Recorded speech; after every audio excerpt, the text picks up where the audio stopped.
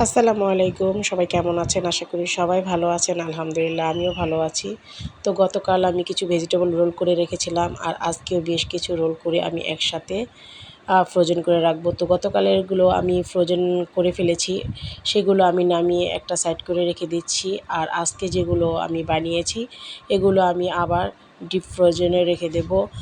আর আপনারা চাইলে এগুলোকে এয়ারটাইট বক্সেও রেখে দিতে পারেন। তো আমি একসাথে রাখার জন্য একটা পলিতে নিয়ে নিচ্ছি।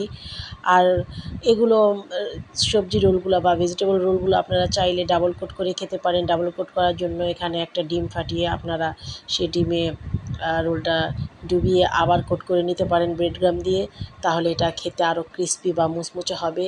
তো আমি এখানে সবগুলোই একটা কোট করে রেখে দিয়েছি। যদি আমার ইচ্ছে হয় আমি এটাকে ডাবল কোট করেও নিতে পারবো। তো আলহামদুলিল্লাহ আমার সবগুলো রোল খুব সুন্দর হয়েছে আর আজকেরগুলো খুবই পারফেক্টলি হয়েছে। তো আমি আজকেরগুলোকে আমি এখন এই থালিতে রেখে ফ্রোজেন করে রাখবো। তো যে বাচ্চারা নাকি সবজি খেতে চায় না তাদের জন্য এটা একটা পারফেক্ট নাস্তা। আপনারা বিকেলের নাস্তার জন্য বাচ্চাদের দিতে পারেন বা টিফিনেও দিতে পারেন। তাহলে তারা সস দিয়ে ঠিকই খেয়ে ফেলবে।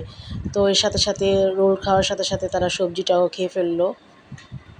তো যাই হোক সব কিছু একসাথে আমি রেখে এখন যেগুলো নতুন বানিয়েছি সেগুলোকে আবার ফ্রোজেন করে নেব। তো সবাই ভালো থাকবেন। আল্লাহ হাফেজ।